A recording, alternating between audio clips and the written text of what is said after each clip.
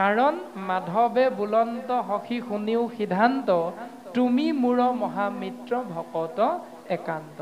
তোমাক মই এই কাৰণেই ক'ম কাৰণ তোমাৰ লগত দুটা পৰম তত্ত্ব নিহিত হৈ আছে। সেই পৰম তত্ত্ব দুটা কি কি? এটা হ'ল তুমি মোৰ একান্ত ভকত, দ্বিতীয়টো হ'ল তুমি মোৰ পৰম বান্ধৱ। এতিয়া আমিও উদ্ধৱ মহামহন্তই আজিৰ পৰা 1000 বছৰ আগত সুধিছিল, হে কৃষ্ণ প্ৰাণবন্ধু তুমি মোক কোৱাচোন, বুজাই দিয়াচোন যে ঋষি সমস্তৰ মাজত বেদ অধ্যয়ন কৰি কৰি এটা নিয়ম কিয় জীৱৰ কল্যাণৰ অৰ্থে তেওঁলোকে দিব নোৱাৰিলে?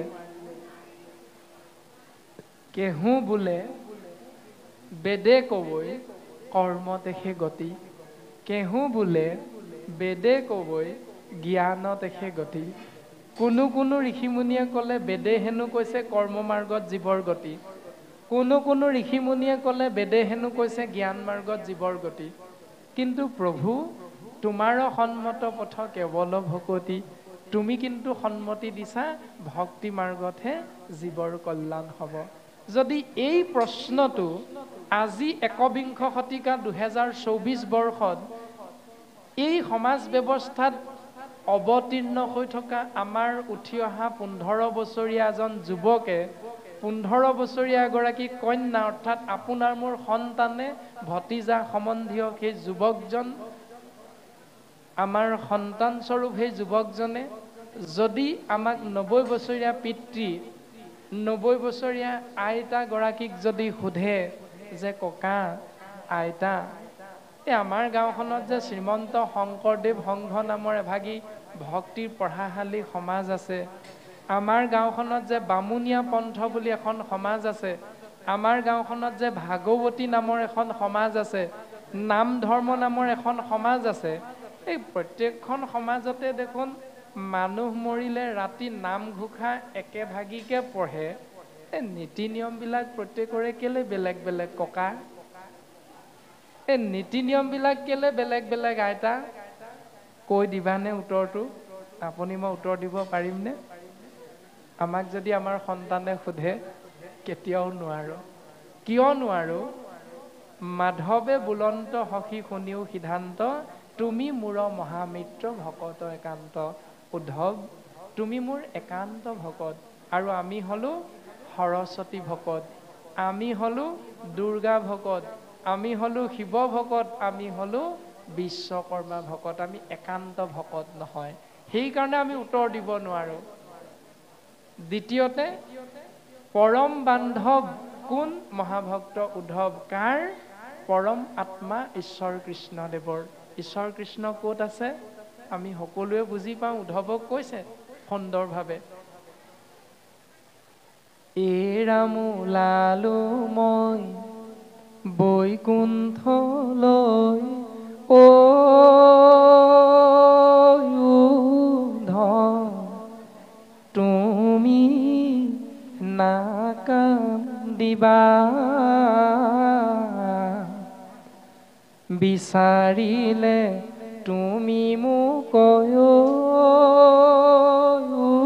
উদ্ধৱ হৃদয়তে পাবা। উদ্ধৱ সমস্ত ভূততে ব্যাপী আছো মই হৰি, সবাকো মানিবা বিষ্ণু বুদ্ধি কৰি। কুকুৰ শৃগাল গৰ্দৰ ভৰু আত্মা ৰাম, জানিয়া সবাকো পৰি কৰিবা প্ৰণাম। ব্ৰাহ্মণৰ চাণ্ডালৰ নিবিচাৰি কুল, দাতাত চুৰত যেন দৃষ্টি একতুল। কৃষ্ণ তুমি আছা হেনো সবাৰো হৃদিত, তত্ত্ব নাপায় তোমাক বিচাৰো বাহিৰত। ইমান সুন্দৰভাৱে শাস্ত্ৰই কৈছে, নামঘোষা শাস্ত্ৰত মাধৱ গুৰুজনাই কৈছে, যিহেতু চৈতন্য পূৰ্ণ পৰম আত্মা ৰূপে হৰি হৃদয়ত আচন্ত প্ৰকাশী, তাতেহে ইন্দ্ৰিয় গণ ভূত প্ৰাণ বুদ্ধি মন প্ৰৱৰ্তে যতেক জড় ৰাখি। আত্মা ওলাই গ'ল পৰমাত্মা কৃষ্ণ, নখ অকণমানো বাঢ়ি নাহে সেই শৰীৰটোত, চুলি অকণমানো নেবাঢ়ে সেই শৰীৰটোত।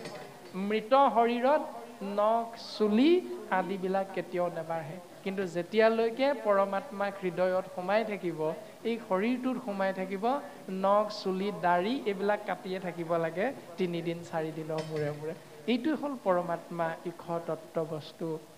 এইজনক হৃদয়ৰ মাজত আছে বুলি শাস্ত্ৰই কৈছে, আপুনি মই দেখা নাপাওঁ কিয়? কাৰণ সমস্ত কাষ্ঠতে অগ্নি আচন্ত ব্যাপী, সকলো কাঠতেই জুই প্ৰকাশমান হৈ আছে। ঘড়ীখন বিনে তাংক নেদেখে কদাপি। যেতিয়ালৈকে ঘৰখন নহয়, কৰখন নহয়, ইডাল খৰিয়ে সিডাল খৰিয়ে, তেতিয়ালৈকে অগ্নি প্ৰকাশমান নহয়। ঠিক তেনেধৰণে কৃষ্ণ আছে সবাৰো হৃদিত, ভকতি নভৈলে জানা নহয় বিদিত। ঠিক তেনেকৈ ঈশ্বৰ কৃষ্ণ সমস্তৰে হৃদয়ৰ মাজত প্ৰকাশমান হৈ আছে, কিন্তু যেতিয়ালৈকে ভক্তি আশ্ৰয় কৰিব পৰা নাযায়, তেতিয়ালৈকে ঈশ্বৰ কৃষ্ণক জীৱই দৰ্শন নাপায়। এতিয়া আমি কিয় দৰ্শন নাপাওঁ? উত্তৰটো হ'ল এইটো, কৰ্মত বিশ্বাস যাৰ, হিয়াত থাকন্তু হৰি, দূৰতো বিদূৰ হুন্ত তাৰ, আতিশয় দূৰ হুন্ত তাৰ, অহংকাৰ থাকন্তেও সাক্ষাতে কৃষ্ণক পাই, শ্ৰৱণ কীৰ্তন ধৰ্ম যাৰ, ৰাম শ্ৰৱণ কীৰ্তন ধৰ্ম যাৰ। ইমান সুন্দৰভাৱে দুজনা গুৰুৱে আমি সমস্তকে কৃপা কৰিছে। নাই কোৱা যে মহন্ত গোস্বামীসকলেহে কৃষ্ণ নামত অধিকাৰ, নাই কোৱা গগৈ শইকীয়া দত্ত কলিতাসকলৰহে অধিকাৰ, হৰি নাম কীৰ্তনত সমস্ত প্ৰাণীৰ অধিকাৰ বুলি কৈছে। নাই কোৱা শ্ৰীমন্ত শংকৰদেৱ সংঘ নামৰ ভক্তিৰ পঢ়াশালী ভাগত নামটো লগাই দিয়া, পোনে পোনে বৈকুণ্ঠলে জখলাডালত সেইসকল ভকতকহে লৈ যাম বুলি। নাই কোৱা ভাগৱতী সমাজৰ বাপ আইসকলক বৈকুণ্ঠলে জখলাডালত ভগৱন্তই পোনে পোনে লৈ যাব। ইমান সুন্দৰভাৱে সমস্ত জীৱৰ কল্যাণৰ অৰ্থে গুৰুজন বস্তুৱে কৃপা কৰিছে। আৰু তাৰ পাছতো আপুনি মই সমাজক দোহাই দি, জাত পাতৰ দোহাই দি আপুনি মই এখন সমাজ 2খন 3খন কৰিছোঁ। গাঁৱত এটি নামঘৰ আছে, সেই নামঘৰৰ পৰা ফালৰি কাটি আকৌ 2ভাগ 3ভাগ নামঘৰ আপুনি মই নিৰ্মাণ কৰিছোঁ। কাৰণ আপোনাৰ মোৰ হৃদয়ৰ মাজত কি আছে আমি সকলোৱে জানো। আজিৰ এই খনিকৰ গাঁৱৰ নামঘৰৰ এই য'ত বাটচৰা আপোনাৰভাৱে নিৰ্মাণ কৰিছে, য'ত মূল তোৰণ নিৰ্মাণ কৰিছে, সেই তোৰণ ভাগিৰ পৰা এই নামঘৰ চৌহদলৈকে কাগজ, বাঁহপাত, পলিথিন অকণমানো পৰি লেতেৰা হৈ থকা নাই। আছেনে বাৰু লেতেৰা হৈ? নাই, আমি কিন্তু আহোঁতে এখনো দেখা নাই। তাৰমানে উত্তৰটো কি? খনিকৰ গাঁওবাসী ভক্তপ্ৰাণ ৰাইজে বুজি পালে যে লেতেৰা অপৰিষ্কাৰ স্থানত ভকত নাহে নহয়। সেইকাৰণে আমি পৰিৱেশ নিকাকৰণ নামৰ এটি সুন্দৰ দফা কাৰ্যসূচীত সংযোজন কৰি সেই নীতিটো আমি প্ৰত্যেকেই আশ্ৰয় কৰিলোঁ কম বেছি পৰিমাণে। ভগৱন্ত ক'ত আছে? হৃদয়ৰ মাজত। এতিয়া এই হৃদয়খনৰ মাজত যদি কুৰ্চুত, কপট, দম্ভ, দেশ, অহংকাৰ, মদ, মাৎসৰ্য, অসূয়া, অন্যায়, অপ্ৰীতি, ইজনক দেখিলে সিজনে মুখখন ঘূৰাই দিয়ে, ইজনক নামাচাৰ্য নাম গাবলৈ মাতিলে সিজনে বোলে তেওঁৰ লগত মোৰ নচলে নহয়, এই নীতি নিয়মবিলাক চিন্তা, কুৰ্চুত কপটতাবিলাক যদি আমাৰ হৃদয়ত থাকে, তেনেখন হৃদয়ত পৰম ব্ৰহ্ম ভগৱান থাকি ভাল পাবনে? কেতিয়াও নাপায়। সেইকাৰণে আমাৰ নীতি নিয়ম হ'ল শ্ৰৱণ কীৰ্তন ধৰ্ম ভক্তি এইটো আমি আশ্ৰয় নকৰি তাৰ বিপৰীত নীতি নিয়মখিনি আশ্ৰয় কৰাৰ কাৰণে হৃদয়ত থকা ভগৱন্ত পুৰুষক আপুনি মই দৰ্শন পোৱা নাই, দৌৰি আছো বাকী নীতি নিয়মৰ পাছে পাছে। এনেধৰণে সিদ্ধান্ত দিছে যে একেভাগেই ভাগৱত আমাৰ অতিব শ্ৰদ্ধাৰ পদ্ম কাকতি বাপকে মুখ্য কৰি আমি সমস্ত জনাই এই ভাগৱত কত দিন কত ৰাতি আমি পঢ়ি আছো, সকলোৱে আমি শুনিও আছো, কিন্তু তাৰ পাছতো এই ভাগৱত ভাগ পঢ়িবলৈ গৈ আপোনাৰ মোৰ নীতি নিয়ম কিন্তু প্ৰত্যেক সমাজতে বেলেগ বেলেগ। যদি একেভাগীয়ে ভাগৱত একেটাই নিয়ম, তেতিয়াহ'লে আপুনি মই কিয় বেলেগ বেলেগ উপাধি হ'ল বুলিয়ে আপোনাৰ মোৰ নীতি নিয়মখিনি কিয় বেলেগ হ'ল? এইটোৱে হ'ল মনুষ্য নামৰ শ্ৰেষ্ঠতম জীৱৰ চূড়ান্ত অপৰাধ। সেই উদ্ধৱ, তোমাক মই এই কাৰণেই কম কাৰণ তুমি মোৰ একান্ত ভকত। আৰু তোমাক মই কওঁ শুনা, এই ৰাম ভকতেহে জানা মোৰ পৰম বান্ধৱ, ভকত জনৰ মই সুহৃদ উদ্ধৱ। এৰা মই বিনে ভকতে নিচিন্তে কিছু জ্ঞান, ময়ো ভকতত পৰে নজানো আন। উদ্ধৱ, মোৰ ভকতজন অতিব আপোন, কিয় জানানে? কাৰণ দিনে ৰাতিয়ে ভকতে মোৰ কথা চিন্তা কৰে আৰু সেইকাৰণে ময়ো ভকতৰ কথা চিন্তা কৰোঁ। আপুনি মই ৰাতিপুৱা শুই উঠি কাৰ কথা চিন্তা কৰোঁ? ৰাতিপুৱা শুই উঠিলোঁ বিচনাৰ পৰা, গৰুকেইটা এৰাল দিব লাগে। আপুনি মই চিন্তা কৰিলোঁ গাখীৰকণ খীৰাব লাগে আৰু সেই গাখীৰকণ নিবলৈ অহা ব্যক্তিজনক 10 টকাৰ বিনিময়ত কেনেকৈ অকণমান পানী দি সেইজনক আপুনি মই গাখীৰকণত 2 নম্বৰী কৰিব পাৰোঁ।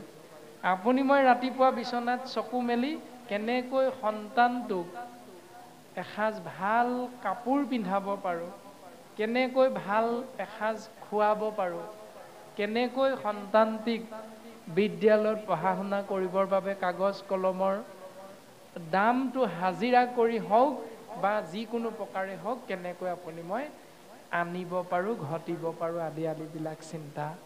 কিন্তু শাস্ত্ৰই কৈছে, উদ্ধৱ যিহেতু একান্ত ভকতে মোৰ কথাই দিনে ৰাতিয়ে চিন্তা কৰে, সেইকাৰণে মই তেওঁলোকৰ বাহিৰে বেলেগৰ কথা ভাবিবলৈ মোৰ সময় নাই।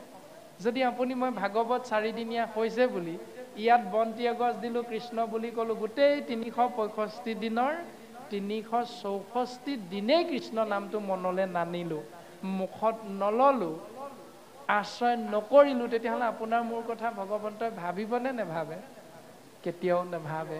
প্ৰমাণ যদি চাব বিচাৰোঁ, তেতিয়াহ'লে আমি বুজি পাওঁ এনেধৰণে যে আমি যিখন ঘৰত, যিডোখৰ মাটিত আপুনি মই ঘৰ সাজি বাস কৰি আছোঁ, সেই মাটিডোখৰক ঘৰ সাজি বাস কৰি থাকোঁতে চৰকাৰৰ ঘৰত এবছৰৰ মূৰত খাজানা এটা দিব লাগে। লাগেনে নেলাগে? খাজানা দিব লাগে।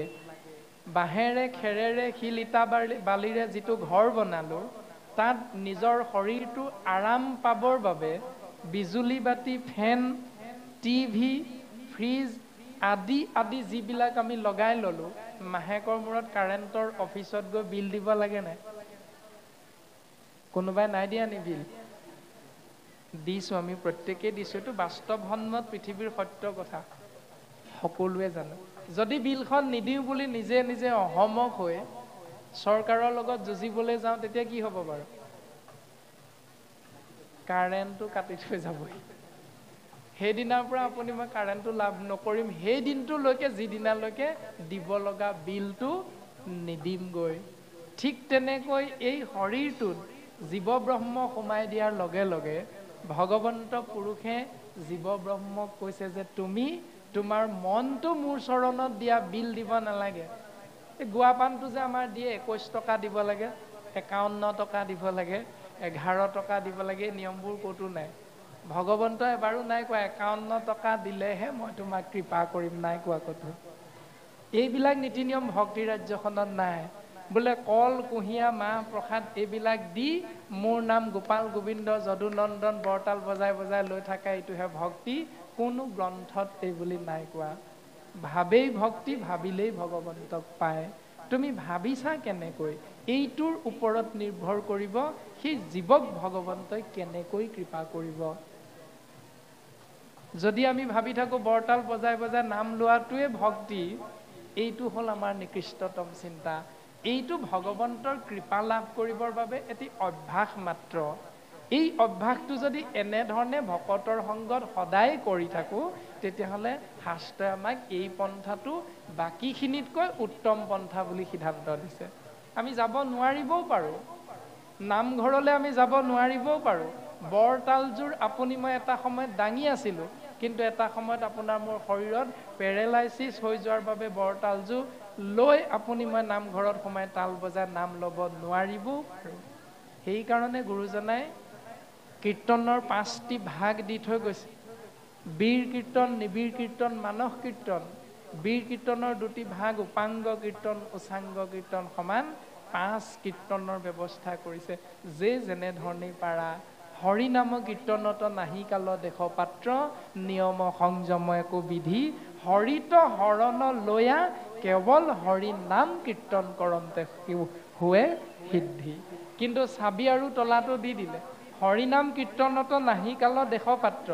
হৰিনাম আশ্ৰয় কৰিবলৈ তুমি ঋতুমতী হৈ আছা, তেতিয়া কৃষ্ণ বুলি নকবাই বুলি ক'তো নাই লিখা। তোমাৰ পিতৃ মাতৃ পৰলোকগামী হ'ল, তুমি কৃষ্ণ বুলি তেতিয়ালৈকে নকবা যিদিনালৈকে 11 নম্বৰ দিনটোত ভকতে আহি তোমাক কৃষ্ণ বুলি ক'বলৈ নকয়, তেতিয়ালৈকে কৃষ্ণ বুলি নকবা। এই বুলি ক'তো লিখা নাই। সুন্দৰভাৱে সিদ্ধান্ত দিছে, হৰিনাম কীৰ্তনত নাহি কাল দেশ পাত্ৰ। কৃষ্ণ বুলি ক'বলৈ তুমি ঋতুমতী হৈ আছা, মেডিকেলত তুমি বিচনাত পৰি আছা, পথাৰত তুমি কাঁচিখন লৈ ধান কাটি আছা, তুমি কান্ধত ডাঙৰি ভাৰ লৈ ঘৰলৈ তুমি আহি আছা, তুমি য'তেই নাথাকা। কৃষ্ণ বিষ্ণু হৰিৰাম জগত প্ৰসিদ্ধ নাম, ভাই মুখে বোলা ৰাম, হৃদয়ে ধৰা ৰূপ, এতেকে মুকুতি পাইবা কহিলো স্বৰূপ। হে ৰামন ভাই, দুৰাচাৰ মন মূৰ ৰাম হৰি বোল, ৰাম হৰি বোল মন ৰাম হৰি বোল। মনটো দুৰাচাৰীয়ে, দুৰাচাৰী মনটোক ৰাম বুলি ক'বলৈ শিকাব লাগে, কৃষ্ণ বুলি ক'বলৈ শিকাব লাগে। আৰু এই ৰাম কৃষ্ণ হৰি বিষ্ণু জগত প্ৰসিদ্ধ নামত যদি আশ্ৰয় কৰা, ভাই মুখে বোলা ৰাম, হৃদয় ধৰা ৰূপ, এতেকে মুকুতি পাই বা কহিলো স্বৰূপ, 5 পইচাও খৰচ নহয়। শংকৰ গুৰুজনাই ইমান সুন্দৰ দৰ্শন দি থৈ গ'ল, 5 পইচাও খৰচ নহয়। কিন্তু মাটিৰ মূৰ্তি এটা নিৰ্মাণ কৰক, 10,000 মান টকা লাগিব। তাৰ বিপৰীতে যদি কৃষ্ণ নাম আপুনি মই আশ্ৰয় কৰি চাইকেল চলাই গৈ আছো, কিমতে ভকতি কৰিবু তোমাত হৰিয়ে, মই মোৰ সমতি নাজানো, তাৰ উপায় ৰাম ৰাম। এই যে ৰাম ৰাম বুলি কৈ দিলো, কি মতে ভকতি কৰিবু তোমাত হৰি বুলি কৈ দিলো।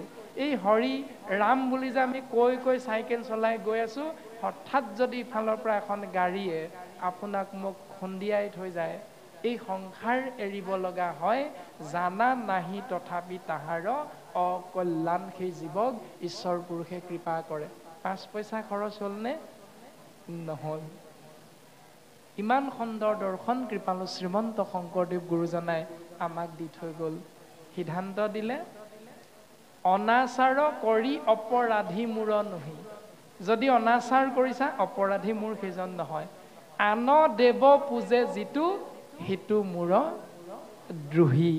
যদি তুমি কৃষ্ণদেৱৰ বাহিৰে আন দেৱতাৰ নাম লৈছা, আন দেৱতাক তুমি চিন্তা কৰিছা, আন দেৱতাক তুমি ধূপ ধূনা বন্তি জ্বলাই কল্যাণ হওক বুলি, মংগল হওক বুলি পূজা অৰ্চনা কৰিছা, তেতিয়াহ'লে সেইজন মোৰ চূড়ান্ত অপৰাধী, সেইজন মোৰ দ্ৰোহী বুলি কৈছে। কোনে কৈছে? ভগৱন্ত ঈশ্বৰ কৃষ্ণদেৱে নিজ মুখে কৈছে। এই স্কন্ধভাগীৰ, এই অধ্যাভাগীৰ একেবাৰে শেষত সুন্দৰভাৱে প্ৰকাশ কৰিছে এইকেইটি কথা, যে সৰ্বধৰ্ম পৰিত্যাজ্য মাম একং শৰণং ব্ৰজ অহং তাম সৰ্ব পাপেভ্যো মোক্ষয়িষ্যামি মা শুচ। হে অৰ্জুন, তুমি সৰ্বধৰ্ম এৰিও যদি মোৰ চৰণত তুমি শৰণ গ্ৰহণ কৰা, তেতিয়াহ'লে মই তোমাক ঊৰ্ধ্ব বাহু কৰি হেৰা কৰোঁ অংগীকাৰ, সমস্ত পাপতে মই কৰিব উদ্ধাৰ। তোমাক মই সমস্ত পাপত উদ্ধাৰ কৰিম। এনেকে কোৱা দ্বিতীয়জন কোনোবা ভগৱান বা দেৱতাৰ নাম কোনোবা গ্ৰন্থত আপোনাৰভাৱে পাইছে নেকি? ক'তো উল্লেখ কৰা নাই এনেকৈ। কেৱল ভাগৱত শাস্ত্ৰত স্বয়ং কৃষ্ণদেৱৰ নিজ মুখেৰে নিগৰিত হৈছে এই বাক্য এনেধৰণে জীৱৰ প্ৰতি। আমি সমস্ত জনাৰ চৰণ কমলত সেৱা নিবেদন কৰা হৈছে যে সৰ্বধৰ্ম এৰি এক শৰণ সাক্ষাৎ, সুদৃঢ় বিশ্বাসে সখী লৈক আমাদ। অৰ্থাৎ সকলো ধৰ্ম ত্যাগ কৰি যদি সুদৃঢ় বিশ্বাসে ঈশ্বৰ কৃষ্ণদেৱৰ চৰণলৈ আমি জীৱাত্মা স্বৰূপ শৰীৰধাৰী মনুষ্যই শাস্ত্ৰৰ উপদেশ মৰ্মে আহিবলৈ চেষ্টা কৰোঁ, তেতিয়াহ'লে ধ্ৰুৱ সত্য সেই জীৱৰ প্ৰতি ঈশ্বৰ পুৰুষৰ পূৰ্ণ কৃপা বৰ্ষণ হ'ব। আৰু এনেধৰণে আমিও সমস্ত জনাই এই কলিযুগত কলিৰ কৰাল গ্ৰাসৰ পৰা পৰিত্ৰাণ পাব পাৰিম। সময়ৰ প্ৰতি লক্ষ্য ৰাখি আমি আপোনাসৱ সমস্ত জনাৰে শ্ৰীচৰণ কমলত সেৱা নিবেদন কৰা হৈছে। বৰ্তমান 10:20 গ'ল। আমি আকৌ 2 বজাত লংকালৈ যাব লাগিব। সেইকাৰণে আমি সমস্ত জনাৰে চৰণ কমলত সেৱা নিবেদন কৰা হৈছে। ৰাতিপুৱা আহি 12 দিনৰ অন্তত আমি ঘৰ আহি পাইছিলোঁহে। আইগৰাকীয়ে কৈছে যে এদিন জিৰণি ল'ব নোৱাৰিলে নেকি, কিন্তু এইটো কথা এতিয়ালৈকে নাই কোৱা যে মোক কিয় আনিছিলে বিয়া কৰাই, এই বুলি কিন্তু নাই কোৱা এতিয়ালৈকে। যে মোক যে বিয়া কৰাই আনিলে, আপুনি দেখোন ভকতৰ লগতে থাকেগৈ, মোক দেখোন সময় নিদিয়ে, মোক ঘৰত থৈ আহকগৈ, এই বুলি নাই কোৱা। শাস্ত্ৰসন্মত আপোনাৰভাৱে জানে, আমি ওপৰে ওপৰে কথাটো কোৱা হৈছে যে প্ৰকৃতি পুৰুষত দুয়ো হৈব একমতি, তেহে সিজিব দাইল আলুগুটি। যদি প্ৰকৃতি আইগৰাকী, পুৰুষ যদি বাপজন, যদি প্ৰকৃতি আইগৰাকীৰ চিন্তাত যদি পুৰুষজনে সহযোগিতা আগ নবঢ়ায়, তেতিয়াহ'লে আধা সিজা আলুৰে ভাত খাব লাগিব। যদি আপুনি মই সেই আইগৰাকীক বিচৰা ধৰণে সন্তুষ্ট কৰিব পাৰোঁ, তেতিয়াহ'লে প্ৰকৃতি পুৰুষত দুয়ো হৈব একমতি, তেহে সিজিব কৃষ্ণত ভকতি। শাস্ত্ৰই এনেধৰণে কৈছে। আমি ওপৰে ওপৰে কথাখিনি মাত্ৰ অনুকিয়াই দিয়া হ'ল। গতিকে সময়ৰ প্ৰতি লক্ষ্য ৰাখি আমি সমস্ত জনাৰে চৰণ কমলত সেৱা নিবেদন কৰা হৈছে যে সমস্ত জীৱৰ প্ৰতি ভগৱন্ত পুৰুষৰ এক কণিকা কৃপা হওক। ভগৱন্ত পুৰুষৰ দুখানি অভয় চৰণ কমলত আমি সেৱাভাগী নিবেদন কৰা হৈছে। আৰু আমি মহামূঢ়মতীয়ে আপোনাসৱৰ আজ্ঞা শিৰোগত কৰি এই মহান দায়িত্বভাগী পালন কৰিবলৈ যাওঁতে কায় বাক্য মন অহমম্য ভাৱে জ্ঞাতে বা অজ্ঞাতে যি অপৰাধ ৰৈ গ'ল, শত সহস্ৰ কোটি অপৰাধ আপোনাসৱ মহামহন্তে আমাক ক্ষমা দিব। আমি পুনশ্চ মাধৱ গুৰুজনাৰ ভাগী পবিত্ৰ ঘোষাৰে সমস্ত জনা আপোনাসৱ মহামহন্তৰ চৰণ কমলত সেৱাভাগী নিবেদন কৰা হৈছে। কৃষ্ণ কৃষ্ণ। অনুহো জানায়ামি চাৰি জাতি চাৰিও আশ্ৰমী নোহোৱাতি নহো ধৰ্মশীল দান ব্ৰত তীৰ্থ গামী কিন্তু পূৰ্ণানন্দ সমুদ্ৰৰ গোপী ভৰ্তাপদ কমলৰ দাসৰো দাসৰ টান দাস ভৈলো আমি ৰাম দাসৰো দাসৰ টান দাস ভৈলো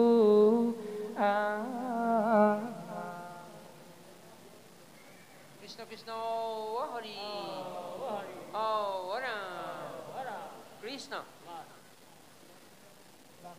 কৃষ্ণ